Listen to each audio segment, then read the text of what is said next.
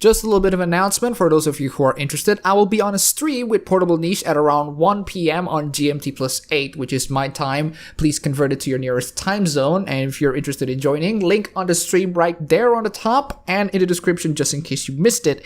And be sure to check out Portable Niche as well. That and a shout out. Oh, Jesus Christ, the New Year's. You hear that?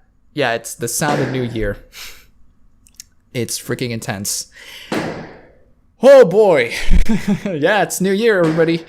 And a little bit of shout out to Osukaru for the wonderful fan art. It's freaking brilliant. Now, I'm recording this minutes before we're entering New Year, as you can hear previously. So if you hear any sorts of fireworks, you might know the reason why. Regardless, Happy New Year, everybody. And I can't believe that the first video that I'm about to make, stepping into the uncharted territories of this year, is about none other than freaking Yanderes. Oh, Yanderes, dear God. Dear freaking God, Yanderes. If you've watched Future Diary, aka Mirai Nikki, you absolutely know how these Yanderes work. The only problem is, Mirai Nikki pretty much lost its magic the moment it began its second half, so it's not like an anime that I recommend anytime soon. But if you don't know what a Yandere is, either watch your resident anime Yahtzee Gigguk, or just listen to this boring explanation. Crazy girlfriend with the tendency of a murder spree, even to the tiniest of degree. Thankfully, these yanderes only exist in the realms of fiction because, you know, crazy obsessive girlfriends don't ever exist in the real world, right? Do you need any more proofs that our reality is slowly turning into an anime? And in my last video, how the world is turning into an anime, some of you went, oh, if the real world is turning into an anime, where's my giant mecha? Be careful what you wish for.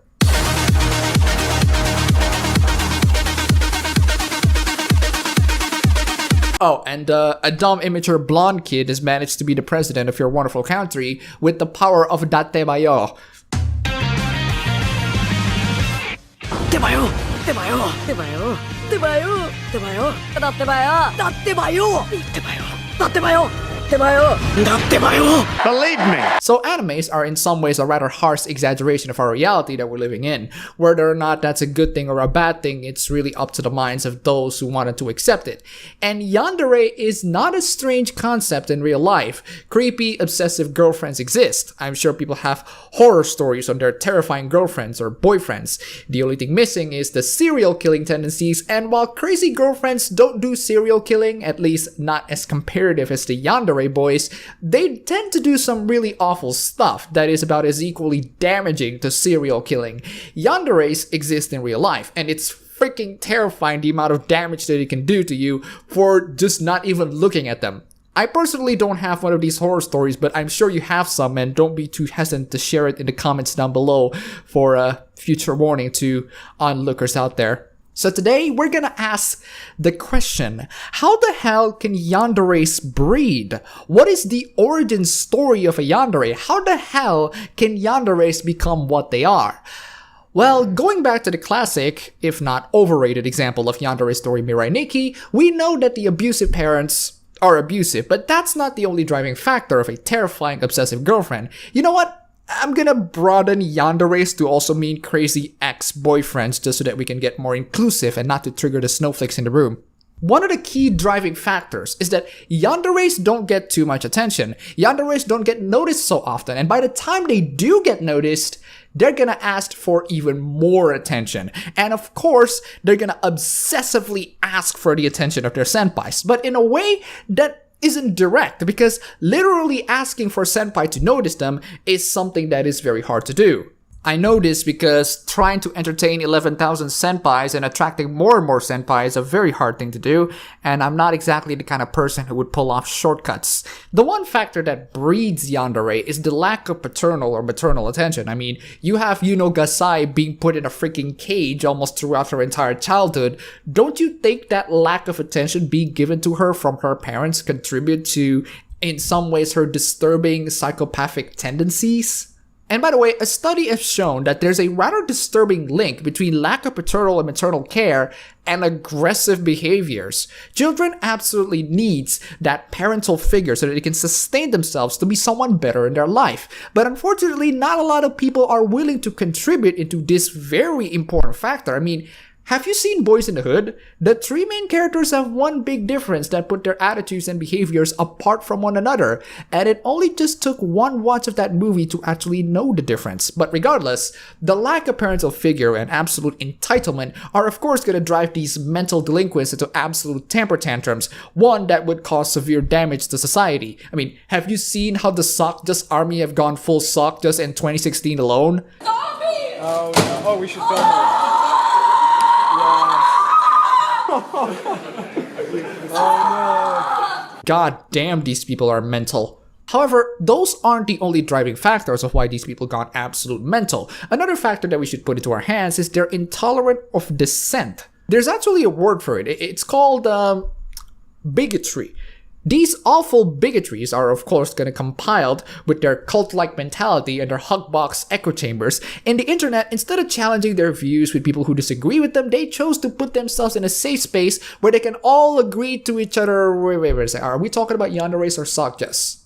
They're pretty much indistinguishable anyway. And thankfully, we have one site that actually preys more on making these Sockjus or Yandere members to be more and more of a actual yandere, and that site, my friend, is Huffington Post. The Huffington Post is like if the Mary Sue is somehow respectable. While it is indeed considered to be a quote-unquote respectable source, that doesn't change the fact that it's a feminist propaganda machine. It might not sound so disturbing, but as you dive into the article, it gets more and more obsessive.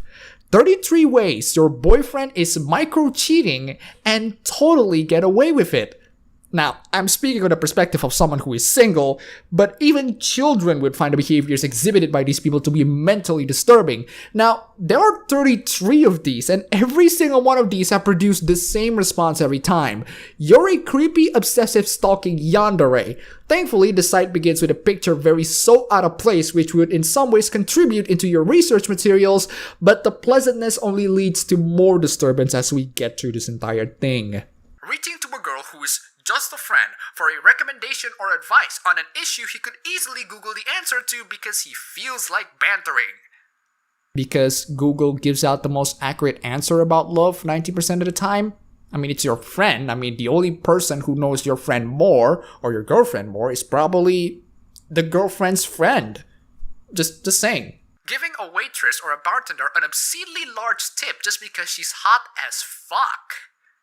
You might notice the yandere behaviors right over here. Notice how the person is assuming the motive of why one would give an obscenely large tip to a waitress or a bartender. I mean, unless you actually dive into their head, I'm not exactly in a position of knowing why would someone give a large tip into someone else. Following a ton of hot girls on social media and beginning to feel like he actually knows them because he monitors their every post that closely. How do you know that your boyfriend monitors their posts that closely? Did he give a like, or are these girls the only kinds of people that he follows on his social media? I mean, if he follows these girls posts would be on his main news feed, right? So it's not really obsessively following. It's just, I have a friend who happens to be hot girls and they post stuff, and the stuff that they post happens to be on my news feed. I mean, what if these girls are actually just his friends? What if these hot girls are actually his friends who just happens to be hot? Again, assuming motive without understanding context. That and the way you actually find out that he actually, knows them and monitors them is questionable at best. Sending someone who's not his girlfriend something blatantly provocative, like an article about sex in the porn industry because he thinks she'll find it interesting or whatever. The article being linked happens to be a book that the writer of this article wrote. A nice self-promotion there. As for the actual reason, glad that this reason doesn't identify the gender of the person being sent. I mean, if this is the kind of girlfriend that I have, I would be murdered by the time I make another video about sexual things. I mean, I was only sharing it to my 11,000 subscribers. I don't even know if there are hot girls in there. Speaking of those videos, some people bizarrely ask me if I am bi. So to test this, as someone who enjoys girls who, I'm gonna let Patrick describe this. Blow, blow, blow on their stupid whistles. Rub, rub, rub that white stuff on their noses. I decided to visit a Twitter page of guys doing that exact same thing, and this is me after I saw that. So, no, I'm straight, and it's been proven that just because I find anime boys cute doesn't mean that gay sex is something that I would watch anytime soon. Logging a girl in his contacts folder under a code name to avoid detection when she calls, texts, and emails. The only way for you to know that a girl is under a code name is if you actually steal his phone and call it. So, steal your boyfriend's phone? Tagging another girl in an Instagram that reminds him of her or references a seemingly innocuous inside joke between them. So, tagging someone is micro-cheating now? Obsessively checking another girl's social media feeds and getting way more excited about the non-girlfriend's posts than he does about his significant others. Well, I guess that adds the benefit of being single. You're not gonna have some nanny to monitor what I do in social media privately. Also, I wanna ask, obsessively checking another girl, what if the gender is reversed? What if girls actually obsessively checking another boy? I mean, if you consider this not okay, it should be not okay for the reverse, right? Confiding or venting to someone other than his girlfriend when he's feeling especially emotional because he craves the response he thinks he can only get from that other girl. So I'm not allowed to vent my frustrations to my sister or my mom or even just a friend? Really? Going out of his way to tell a woman he met or ran to the night before that she looked amazing or seemed to be doing really well. Well, if my friend gets a great achievement, I can't exactly say, "Oh my god, you bitch," because that wouldn't be nice. Are you saying that we shouldn't be nice to any women, ever? Purposely neglecting to mention his significant other in conversation with the friends and colleagues he interacts with regularly so that many of them actually think he's single. Now, that is a dick move, and if you know about that, then either you should make sure that your relationship is official or knock some sense into him. However, this is a dick move that can only be known if you're actively stalking him on every conversation. Diminishing the relationship as not that serious when in fact he's cohabiting and maybe even engaged. Another dick move, especially when you're freaking engaged, but again, you can only know this if you stalk him and his conversation with his friends. Outright denying that he's in a relationship to extend the flirtatious exchange he's enjoying with some random girl on the train or at the bar, even if he has no intention of trying to hook up with her. Do I have to repeat myself? How the hell did you know all of this without actually stalking him on his every move?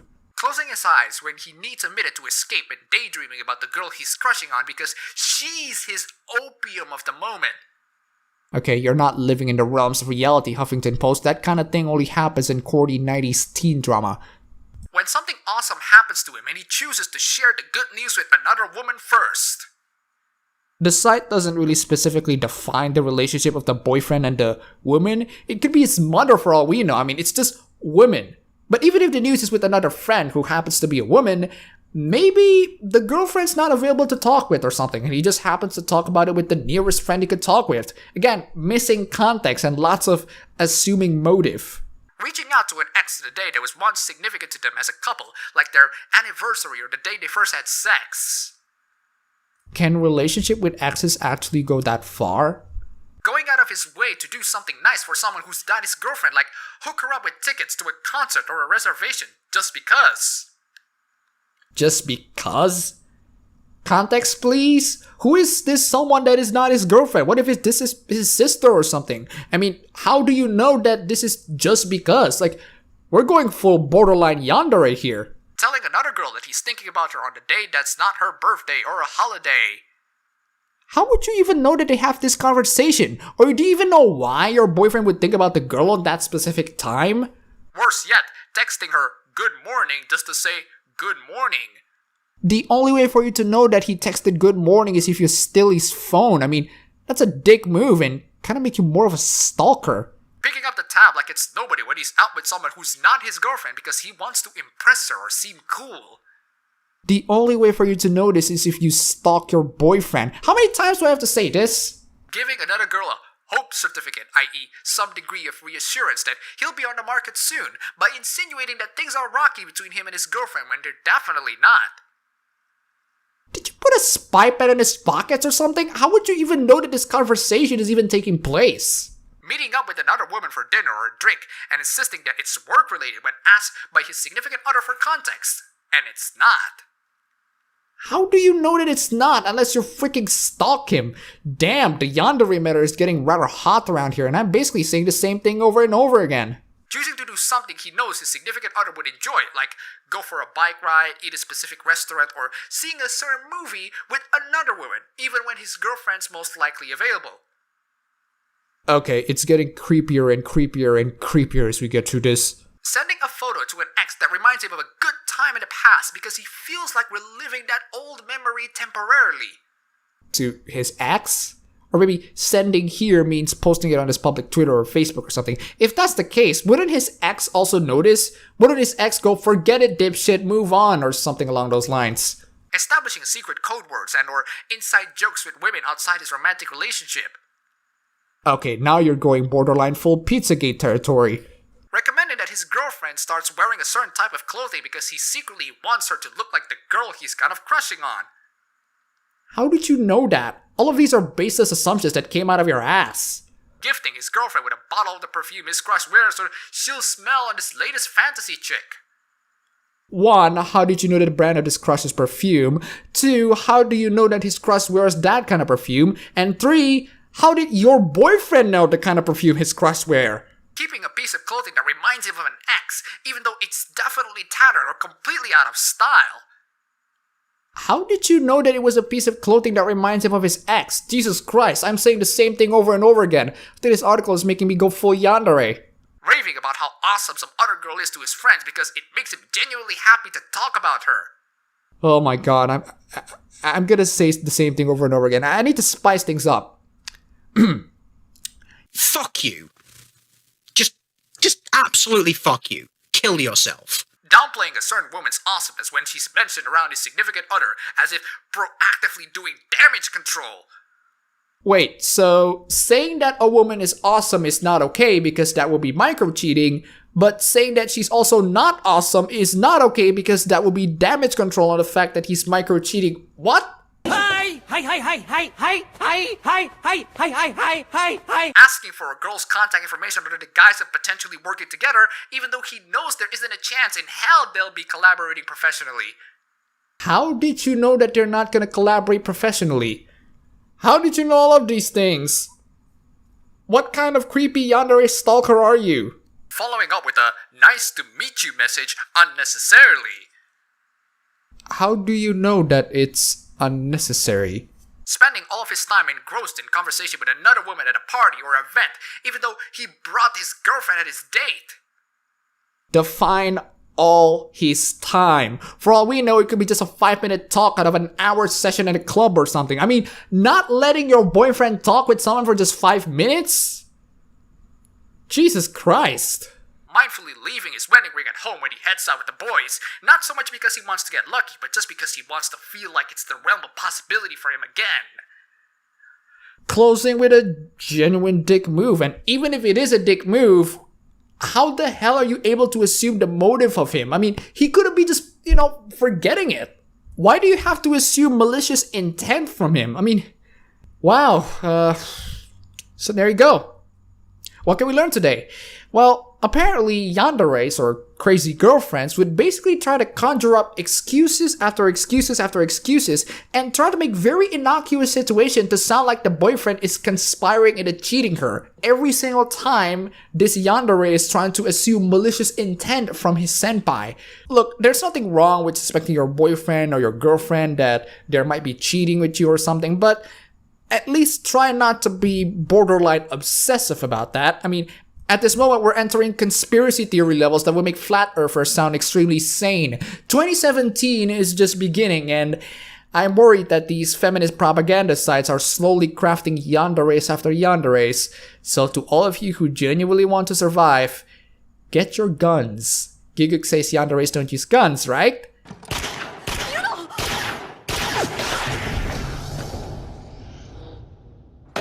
We're screwed. That's all for the video today. If you like this, you can go ahead and click the like button and subscribe for more. If you'll excuse me, I'm gonna try to get some guns. I suggest you should too. And thanks for watching.